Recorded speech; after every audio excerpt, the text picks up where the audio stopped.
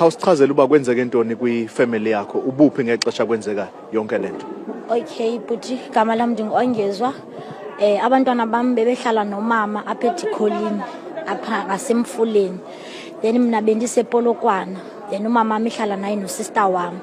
Qha ke ngoku usister wami ebenyukilene olala phezulu kwenye indlu. Umama wami wabehleli phaya ehleli nabantwana phezantsi.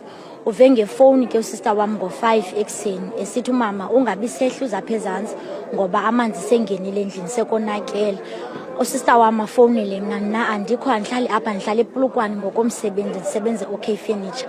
Then call back ke immediately call back ndiyamfonela ndimfonele ndimbuze athi konakele ezantsi umama usengxakini. Xa ndifonela umama ayibambi ifoni athi mntanam amanzi angena endlini akho nto sinoba sayenza ngoku.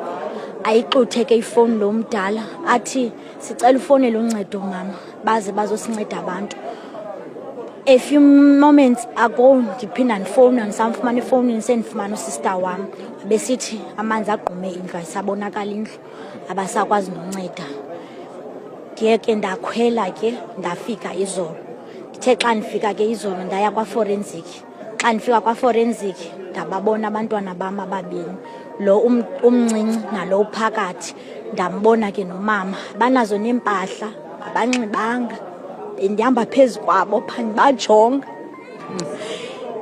Ane-operation ezilapha esiswini. Ngoku endingekamboni ngulo mdala waspersonal ndikamboni. Nangoku ndizawuba sendleleni ndiye forensic ndiyojonga ngoba kuthiwa izidumbu ezinye zikhona eziboniweyo phaya. Akho nendlu ayibonakala ayisekho. Uforum wonke awusabonakali.